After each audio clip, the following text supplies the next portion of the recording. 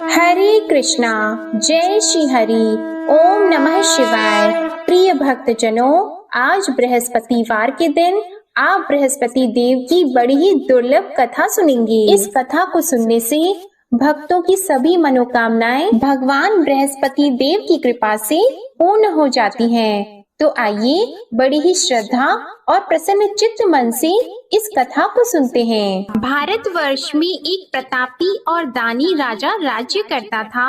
वह नित्य गरीबों और ब्राह्मणों की सहायता करता था। यह बात उसकी रानी को अच्छी नहीं लगती थी। वह न ही गरीबों को दान देती, न ही भगवान का पूजन करती थी और राजा को भी दान देने से मना किया करती थी। एक दिन राजा शिकार खेलने वन को गए हुए थे, तो रानी महल में अकेली थी। उसी समय बृहस्पति देव साधु वेश में राजा के महल में भिक्षा लेने के लिए गए और भिक्षा मांगी, तो रानी ने भिक्षा देने से इनकार कर दिया और कहा, हे साधु महाराज, मैं तो दान पुण्य से तंग आ गई हूँ। मेरा पति सारा धन लुटाते रहते हैं। मेरी इच्छा है कि हमारा धन नष्ट हो जाए, फिर न रहेगा बांस, न बजेगी बांसुरी।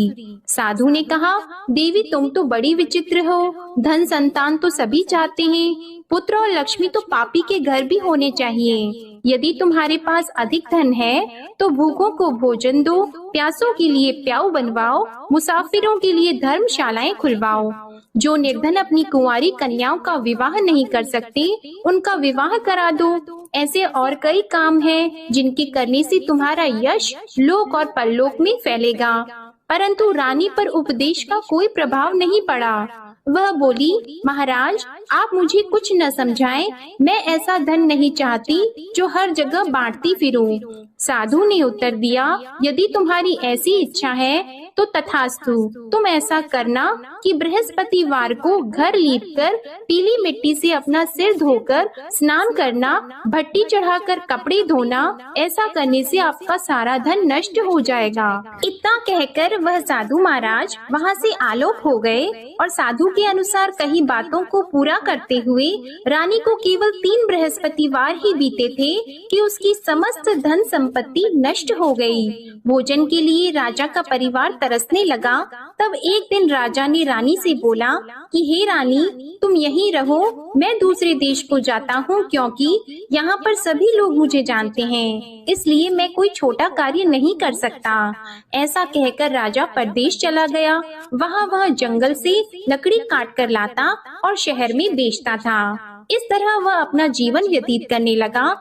इधर राजा के परदेश जाते ही रानी और दासी दुखी रहने लगी। एक बार जब रानी और दासी को 7 दिन तक बिना भोजन के रहना पड़ा, तो रानी ने अपनी दासी से कहा, हे दासी, पास ही के नगर में मेरी बहन रहती है, वह बड़ी धनवान है। तू उसके पास जा और कुछ लेकर आ, ताकि थोड़ा बहुत गुजार बसर हो सके। रानी दासी की बहन के पास गई। उस दिन गुरुवार था और रानी की बहन उस समय बृहस्पतिवार व्रत की कथा सुन रही थी। दासी ने रानी की बहन को अपनी रानी का संदेश दिया, लेकिन रानी की बड़ी बहन ने कोई उत्तर नहीं दिया।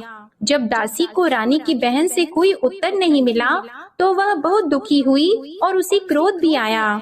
दासी ने वापस आकर रानी को सारी बात बता दी। सुनकर रानी ने अपने भाग्य को कोसा। उधर रानी की बहन ने सोचा कि मेरी बहन की दासी आई थी, परंतु मैं उससे नहीं बोली, इससे वह बहुत दुखी हुई होगी। कथा सुनकर और पूजन समाप्त करके वह अपनी बहन के घर आई और कहने लगी, हे बहन, मैं बृहस्पतिवार का व्रत कर रही थी, तुम्हारी दासी मेरे घर आई थी, परंतु जब तक कथा होती है तब तक न तो उठते हैं और न ही बोलते हैं, इसलिए मैं नहीं बोली। कहो दासी क्यों गई थी? रानी बोली, बहन तुमसे क्या छिपाऊं, हमारे घर में खाने तक को अनाज नहीं था। ऐसा कहते कहते रानी की आंखें भर आई। उसने दासी समेत पिछले 7 दिनों से भूखे रहने तक की बात अपनी बहन को विस्तार पूर्वक सुना दी। रानी की बहन बोली, देखो बहन, भगवान बृहस्पति सबकी मनोकामना को पूर्ण करते हैं। देखो शायद तुम्हारे घर में अनाज रखा हो। पहले तो रानी को विश्वास नहीं हुआ, पर बहन के आग्रह करने पर उसने अपनी दासी को अंदर भेजा तो उसे सचमुच अनाज से भरा एक घड़ा मिल गया। यह देखकर दासी को बड़ी हैरानी हुई। दासी रानी से कहने लगी, हे रानी, जब हमको भोजन नहीं मिलता तो हम व्रत ही तो करते हैं, इसलिए क्यों न इनसे व्रत और कथा की विधि पूछ ली जाए ताकि हम भी व्रत कर सकें। तब रानी ने अपनी बहन से बृहस्पतिवार व्रत के बारे में पूछा। उसकी बहन ने बताया, बृहस्पतिवार के व्रत में चने की दाल और मुनक्का से विष्णु भगवान का केले की जड़ में पूजन करें तथा दीपक जलाएं, व्रत कथा सुने और पीला भोजन ही करें। इससे बृहस्पति देव प्रसन्न होते हैं। और व्रत और पूजन विधि बताकर रानी की बहन अपने घर को लौट गई। 7 दिन के बाद जब गुरुवार आया तो रानी और दासी ने व्रत रखा। घुड़साल में जाकर चना और गुड़ लेकर आई, फिर उससे केले की जड़ तथा विष्णु भगवान का पूजन किया। अब पीला भोजन कहाँ से आए, इस बात को लेकर दोनों बहुत दुखी थी। क्योंकि उन्होंने व्रत रखा था, इसलिए बृहस्पति देव उनसे प्रसन्न थे। इसलिए वे एक साधारण व्यक्ति का रूप धारण करके 2 थालों में सुंदर पीला भोजन दासी को दे गए। भोजन पाकर दासी बहुत प्रसन्न हुई और फिर रानी के साथ मिलकर भोजन ग्रहण किया। उसके बाद वे सभी गुरुवार को व्रत और पूजन करने लगी। बृहस्पति भगवान की कृपा से उनके पास फिर से धन संपत्ति आ गई, परंतु रानी फिर से पहले की तरह आलस्य करने लगी। तब दासी बोली, देखो रानी, तुम पहले भी इस प्रकार आलस्य करती थी, तुम्हें धन रखने में कष्ट होता था, इस कारण सभी धन नष्ट हो गया, और अब जब भगवान बृहस्पति की कृपा से धन मिला है तो तुम्हें फिर से आलस्य होता है। रानी को समझाते हुए दासी कहती है कि बड़ी मुसीबतों के बाद हमने यह धन पाया है, इसलिए हमें दान पुण्य करना चाहिए, भूखे मनुष्यों को भोजन कराना चाहिए और धन को शुभ कार्यों में खर्च करना चाहिए, जिससे तुम्हारे कुल का यश बढ़ेगा, स्वर्ग की प्राप्ति होगी और पितृ प्रसन्न होंगे। दासी की बात मानकर रानी अपना धन शुभ कार्यों में खर्च करने लगी, जिससे पूरे नगर में उसका यश फैलने लगा। उधर एक दिन राजा दुखी होकर जंगल में एक पेड़ के नीचे आसन जमाकर बैठ गया। वह अपनी दशा को याद करके व्याकुल होने लगा। बृहस्पतिवार का दिन था। एकाएक उसने देखा कि निर्जन वन में एक साधु प्रकट हुए। वह साधु वेश में स्वयं बृहस्पति देवता थे। लकड़हारे के सामने आकर बोले, हे लकड़हारे, इस सुनसान जंगल में तू इतना चिंता मग्न क्यों बैठा है? लकड़हारे ने दोनों हाथ जोड़कर प्रणाम किया और उत्तर दिया, महात्मा जी, आप सब कुछ जानते हैं, मैं क्या कहूँ। यह कहकर रोने लगा और साधु को अपनी आत्म कथा सुनाई। महात्मा जी ने कहा, तुम्हारी स्त्री ने बृहस्पतिवार के दिन बृहस्पति भगवान का निरादर किया है, जिसके कारण रुष्ट होकर उन्होंने तुम्हारी यह दशा कर दी। अब तुम चिंता को दूर करके मेरे कहने पर चलो तो तुम्हारे सब कष्ट दूर हो जाएंगे और भगवान पहले से भी अधिक संपत्ति देंगे। तुम बृहस्पति के दिन कथा किया करो, 2 पैसे के चने मुनक्का लाकर उसका प्रसाद बनाओ और शुद्ध जल से लोटे में शक्कर मिलाकर अमृत तैयार करो। कथा के पश्चात अपने सारे परिवार और सुनने वाले प्रेमियों में अमृत व प्रसाद को बांटकर खुद भी ग्रहण करो। ऐसा करने से भगवान तुम्हारी सब मनोकामनाएं पूरी करेंगे। साधु के ऐसे वचन सुनकर लकड़हारा बोला, हे प्रभु, मुझे लकड़ी बेचकर इतना पैसा नहीं मिलता जिससे भोजन के उपरांत कुछ बचा सकूं। मैंने रात्रि में अपनी स्त्री को व्याकुल देखा है, मेरे पास कुछ भी नहीं जिससे मैं उसकी खबर मंगा सकूं। और फिर मैं बृहस्पति देव की क्या कहानी सुनूं? मुझको तो कुछ भी मालूम नहीं है। साधु ने कहा, हे लकड़हारी, तुम किसी बात की चिंता मत करो। बृहस्पतिवार के दिन तुम रोजाना की तरह लकड़ियाँ लेकर शहर को जाओ। तुमको रोज से दुगना धन प्राप्त होगा, जिससे तुम भली भांति भोजन कर लोगे और बृहस्पति देव की पूजा का सामान भी आ जाएगा। बृहस्पति देव की कथा इस प्रकार है, सुनो। प्राचीन काल में एक ब्राह्मण रहता था। वह बहुत निर्धन था। उसकी कोई संतान नहीं थी। उसकी स्त्री बहुत मलिनता के साथ रहती थी। वह स्नान नहीं करती, किसी देवता का पूजन नहीं करती। इससे ब्राह्मण देवता बड़े दुखी थे। बेचारे बहुत कुछ कहते थे, किंतु उसका कुछ परिणाम नहीं निकला। भगवान की कृपा से ब्राह्मण की स्त्री के कन्या रूपी रत्न पैदा हुआ।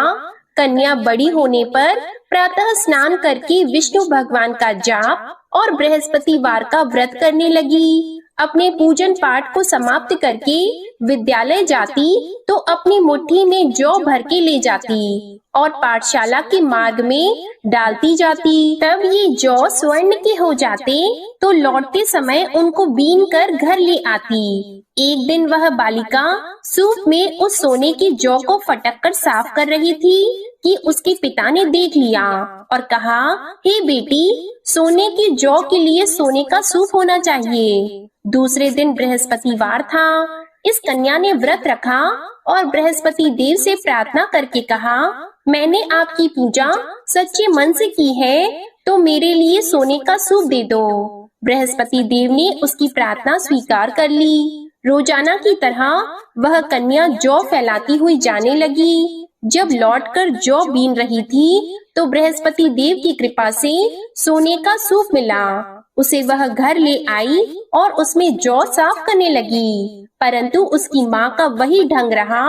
एक दिन की बात है कि वह कन्या सोने के सूप में जौ साफ कर रही थी। उस समय उस शहर का राजपुत्र वहाँ से होकर निकला। इस कन्या के रूप और कार्य को देखकर मोहित हो गया और अपने घर आकर भोजन और जल त्याग कर उदास होकर लेट गया। राजा को इस बात का पता लगा तो अपने प्रधानमंत्री के साथ उसके पास गए और बोले, हे बेटा, तुम्हें किस बात का कष्ट है? किसी ने तुम्हारा अपमान किया है अथवा और कोई कारण हो सो कहो, मैं वही कार्य करूँगा जिससे तुम्हें प्रसन्नता हो। अपने पिता की राजकुमार ने बातें सुनी तो वह बोला, मुझे आपकी कृपा से किसी बात का दुख नहीं है। किसी ने मेरा अपमान नहीं किया है, परंतु मैं उस लड़की से विवाह करना चाहता हूँ जो सोने के सूप में जौ साफ कर रही थी। यह सुनकर राजा आश्चर्य में पड़ गया और बोला, हे बेटा, इस तरह की कन्या का पता तुम ही लगाओ, मैं उसके साथ तेरा विवाह अवश्य ही करवा दूंगा। राजकुमार ने उस लड़की के घर का पता बताया। तब मंत्री उस लड़की के घर गए और ब्राह्मण देवता को सभी हाल बताया। ब्राह्मण देवता राजकुमार के साथ अपनी कन्या का विवाह करने के लिए तैयार हो गए तथा विधि विधान के अनुसार ब्राह्मण की कन्या का विवाह राजकुमार के साथ हो गया। कन्या के घर से जाते ही पहले की भांति उस ब्राह्मण देवता के घर में गरीबी का निवास हो गया। अब भोजन के लिए भी अन्न बड़ी मुश्किल से मिलता था। एक दिन दुखी होकर ब्राह्मण देवता अपनी पुत्री के पास गए। बेटी ने पिता की दुखी अवस्था को देखा और अपनी माँ का हाल पूछा। तब ब्राह्मण ने भी सभी हाल कहा। कन्या ने बहुत सा धन देकर अपने पिता को विदा कर दिया। इस तरह ब्राह्मण का कुछ समय सुख पूर्वक व्यतीत हुआ। कुछ दिन के बाद फिर वही हाल हो गया। ब्राह्मण फिर अपनी कन्या के यहाँ गया और सारा हाल कहा तो लड़की बोली, हे पिताजी, आप माताजी को यहाँ ले आओ, मैं उन्हें विधि बता दूंगी जिससे उनकी गरीबी दूर हो जाए। वह ब्राह्मण देवता अपनी स्त्री को साथ लेकर पहुँचे तो अपनी माँ को समझाने लगी कि हे माँ, तुम प्रातः काल प्रथम स्नान आदि करके विष्णु भगवान का पूजन करो तो सब दरिद्रता दूर हो जाएगी। परंतु उसकी माँ ने एक भी बात नहीं मानी और प्रातः काल उठकर अपनी पुत्री के बच्चों की जूठन को खा लिया। इससे उसकी पुत्री को भी बहुत गुस्सा आया। उसने एक रात को एक कोठरी से सारा सामान निकाल दिया और अपनी माँ को उसमें बंद कर दिया। प्रातः उसमें से उसे निकाला तो स्नान आदि करा के पूजा पाठ करवाया तो उसकी माँ की बुद्धि ठीक हो गई। इसके बाद वह नियम से पूजा पाठ करती और प्रत्येक बृहस्पतिवार को व्रत रखने लगी। इस व्रत के प्रभाव से उसकी माता और पिता बहुत ही धनवान और पुत्रवान हो गए और बृहस्पति देवता के प्रभाव से इस लोक के सुख को भोगकर अंत में स्वर्ग को प्राप्त हुए। इस तरह कहानी कहकर साधु देवता वहाँ से अंतर ध्यान हो गए। धीरे धीरे समय व्यतीत होने पर फिर वही बृहस्पतिवार का दिन आया। लकड़हारा जंगल से लकड़ी काटकर किसी शहर में बेचने गया। उसे उस दिन और दिन से अधिक पैसा मिला। राजा ने चना गुड़ आदि लाकर गुरुवार का व्रत किया। उस दिन से उसके सभी क्लेश दूर हो गए। परंतु जब दोबारा गुरुवार का दिन आया तो बृहस्पतिवार का व्रत करना भूल गया। इस कारण बृहस्पति भगवान नाराज हो गए। उस दिन उस नगर के राजा ने विशाल यज्ञ का आयोजन किया था तथा शहर में ये घोषणा करा दी कि कोई भी मनुष्य अपने घर में भोजन न बनवाए, न आग जलाए। समस्त जनता मेरे यहाँ भोजन करने आए। इस आज्ञा को जो न मानेगा उसे फांसी की सजा दी जाएगी। इस तरह की घोषणा संपूर्ण नगर में करवा दी गई। राजा की आज्ञा के अनुसार शहर के सभी लोग भोजन करने गए, लेकिन लकड़हारा कुछ देर से पहुंचा, इसलिए राजा उसको अपने साथ घर लेके गए और ले जाकर भोजन करा रहे थे तो रानी की दृष्टि उस खूंटी पर पड़ी जिस पर उसका हार लटका हुआ था। वह वहाँ पर दिखाई नहीं दिया। रानी ने निश्चय किया कि मेरा हार इस मनुष्य ने चुरा लिया है। उसी समय सिपाहियों को बुलाकर उसको कारागार में डलवा दिया। जब लकड़हारा कारागार में पड़ गया और बहुत दुखी होकर विचार करने लगा कि न जाने कौन से पूर्व जन्म के कर्म से मुझे यह दुख प्राप्त हुआ है, और उसी साधु को याद करने लगा जो कि जंगल में मिला था। उसी समय तत्काल बृहस्पति देव साधु के रूप में प्रकट हुए और उसकी दशा को देखकर कहने लगे, अरे मूर्ख, तूने बृहस्पति देव की कथा नहीं करी, इस कारण तुझे दुख प्राप्त हुआ है।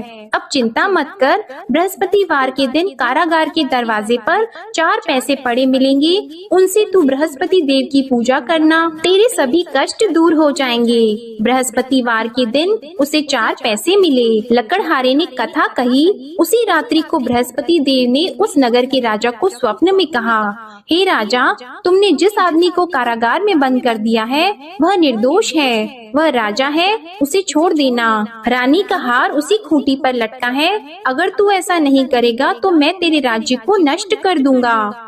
इस तरह रात्रि के स्वप्न को देखकर राजा प्रातः काल उठा और खूंटी पर हार देखकर लकड़हारे को बुलाकर क्षमा मांगी और लकड़हारे को योग्य सुंदर वस्त्र आभूषण देकर विदा कर दिया। बृहस्पति देव की आज्ञा के अनुसार लकड़हारा अपने नगर को चल दिया। राजा जब अपने नगर के निकट पहुंचा तो उसे बड़ा आश्चर्य हुआ। नगर में पहले से अधिक बाग, तालाब, कुएं तथा बहुत सी धर्मशाला, मंदिर आदि बन गई हैं। राजा ने पूछा, यह किसका बाग और धर्मशाला है? तब नगर के सब लोग कहने लगे, यह सब रानी और बंदी के हैं। तो राजा को आश्चर्य हुआ और गुस्सा भी आया। जब रानी ने यह खबर सुनी कि राजा आ रहे हैं तो उन्होंने दासी से कहा, हे दासी, देख राजा हमको कितनी बुरी हालत में छोड़ गए थे, हमारी ऐसी हालत देखकर वह लौट न जाएं, इसलिए तू दरवाजे पर खड़ी हो जा। आज्ञा के अनुसार दासी दरवाजे पर खड़ी हो गई। राजा आए तो उन्हें अपने साथ लेकर आई। तब राजा ने क्रोध करके अपनी रानी से पूछा कि यह धन तुम्हें कैसे प्राप्त हुआ है? तब उन्होंने कहा, हमें यह सब धन बृहस्पति देव के इस व्रत के प्रभाव से प्राप्त हुआ है। राजा ने निश्चय किया कि 7 रोज बाद तो सभी बृहस्पति देव का पूजन करते हैं, परंतु मैं प्रतिदिन दिन में 3 बार कहानी और रोज व्रत किया करूँगा। अब हर समय राजा के दुपट्टे में चने की दाल बंदी रहती और दिन में 3 बार कहानी कहते। एक रोज राजा ने विचार किया कि चलो अपनी बहन के यहाँ हो आवे। इस तरह निश्चय करके राजा घोड़े पर सवार होकर अपनी बहन के यहाँ को चलने लगा। मार्ग में उसने देखा कि कुछ आदमी एक मुर्दे को लिए जा रहे हैं। उन्हें रोककर राजा कहने लगा, अरे भाइयों, मेरी बृहस्पति देव की कथा सुन लो। वे बोले, लो हमारा तो आदमी मर गया है, इसको अपनी कथा की पड़ी है। परंतु कुछ आदमी बोले, अच्छा कहो, हम तुम्हारी कथा भी सुनेंगे। राजा ने दाल निकाली और जब कथा आधी हुई थी कि मुर्दा हिलने लग गया, और जब कथा समाप्त हो गई तो राम राम करके मनुष्य उठकर खड़ा हो गया। आगे मार्ग में उसे एक किसान खेत में हल चलाता मिला तो राजा ने उसे देखकर बोला, अरे भैया, तुम मेरी बृहस्पतिवार की कथा सुन लो। किसान बोला, जब तक मैं तेरी कथा सुनूंगा तब तक 4 हरैया जोत लूंगा, जा अपनी कथा किसी और को सुनाना। इस तरह राजा आगे चलने लगा। राजा के हटते ही बैल पछाड़ खाकर गिर गए और किसान के पेट में बड़ी जोर का दर्द होने लगा। उस समय उसकी माँ रोटी लेकर आई और उसने जब यह देखा तो अपने पुत्र से सब हाल पूछा और बेटे ने सभी हाल कह दिया। तो बुढ़िया दौड़ी दौड़ी उस घुड़सवार के पास गई और उससे बोली कि मैं तेरी कथा सुनूंगी, तू अपनी कथा मेरे खेत पर चलकर ही कहना। राजा ने बुढ़िया के खेत पर जाकर कथा कही, जिसके सुनते ही वह बैल उठकर खड़े हुए तथा किसान के पेट का दर्द भी बंद हो गया। राजा अपनी बहन के घर पहुंचा। बहन ने भाई की खूब मेहमानी की। दूसरे रोज प्रातः काल राजा जगा तो वह देखने लगा कि सब लोग भोजन कर रहे हैं। राजा ने अपनी बहन से कहा, ऐसा कोई मनुष्य है जिसने भोजन नहीं किया हो? मेरे बृहस्पतिवार की कथा सुन ले। बहन बोली, हे भैया, यह देश ऐसा है कि पहले यहाँ लोग भोजन करते हैं, बाद में अन्य काम करते हैं। अगर कोई पड़ोस में हो तो देख आऊं। वह ऐसा कहकर देखने चली गई, परंतु उसे कोई ऐसा व्यक्ति नहीं मिला जिसने भोजन न किया हो। अतः वह एक कुम्हार के घर गई, जिसका लड़का बीमार था। उसे मालूम हुआ कि उनके यहाँ 3 रोज से किसी ने भोजन नहीं किया है। रानी ने अपने भाई की कथा सुनने के लिए कुम्हार से कहा। वह तैयार हो गया। राजा ने जाकर बृहस्पतिवार की कथा कही, जिसको सुनकर उसका लड़का ठीक हो गया। अब तो राजा की प्रशंसा होने लगी। एक रोज राजा ने अपनी बहन से कहा कि हे बहन, हम अपने घर को जाएंगे, तुम भी तैयार हो जाओ। राजा की बहन ने अपनी सास से कहा तो सास ने कहा, हाँ चली जा, परंतु अपने लड़कों को मत ले जाना, क्योंकि तेरे भाई की कोई औलाद नहीं है। बहन ने अपने भैया से कहा, हे भैया, मैं तो चलूंगी पर कोई बालक नहीं चलेगा। तो राजा बोला, जब कोई बालक नहीं चलेगा तब तुम ही क्या करोगी? बड़े दुखी मन से राजा अपने नगर को लौट आया। राजा ने अपनी रानी से कहा, हम निर्वंशी हैं, हमारा मुंह देखने का धर्म नहीं है और कुछ भोजन आदि नहीं किया है। रानी बोली, हे प्रभु, बृहस्पति देव ने हमें सब कुछ दिया है, वह हमें औलाद अवश्य देंगे। उसी रात को बृहस्पति देव ने राजा से स्वप्न में कहा, हे राजा उठो, सभी सोच त्याग दो, तेरी रानी गर्भ से है। राजा को यह बात सुनकर बड़ी खुशी हुई। 9वें महीने में उसके गर्भ से एक सुंदर पुत्र पैदा हुआ।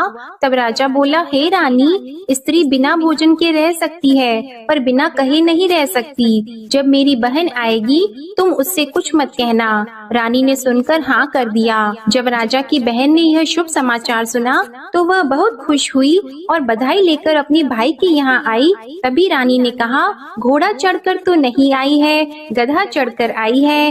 राजा की बहन बोली, भाभी, मैं इस प्रकार न कहती तो तुम्हें औलाद कैसे मिलती? बृहस्पति देव ऐसे ही हैं, जैसी जिसके मन में कामनाएं हैं सभी को पूर्ण करते हैं। जो सद्भावना पूर्वक बृहस्पतिवार का व्रत करता है एवं कथा पढ़ता है अथवा सुनता है, दूसरों को सुनाता है, बृहस्पति देव उनकी सभी मनोकामनाएं पूर्ण करते हैं। बृहस्पति देव उनकी सदैव रक्षा करते हैं।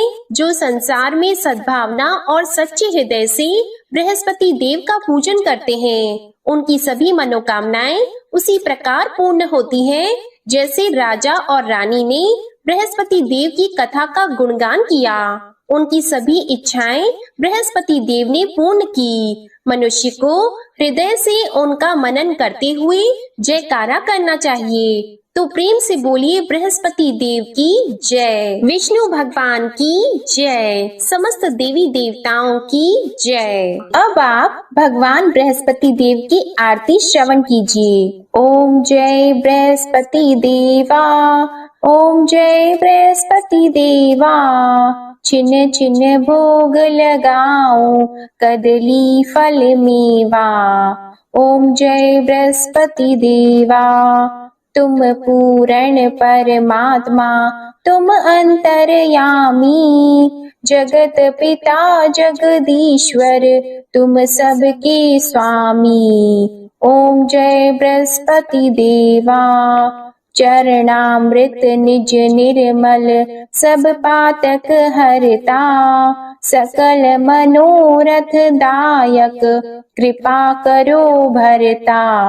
ओम जय बृहस्पति देवा, तन मन धन अर्पण कर, जो जन शरण पड़े, प्रभु प्रकट तब होकर, आकर द्वार खड़े। ओम जय बृहस्पति देवा, दीन दयाल दयानिधि, भक्तन हितकारी, पाप दोष सब हरता, भव बंधन हारी। ओम जय बृहस्पति देवा, सकल मनोरथ दायक सब संशय तारो, विषय विकार मिटाओ संतन सुखकारी। ओम जय बृहस्पति देवा, जो कोई आरती तेरी प्रेम सहित गावे, ज्येष्ठानंद बंद सो निश्चय ही पावे। ओम जय बृहस्पति देवा, ओम जय बृहस्पति देवा।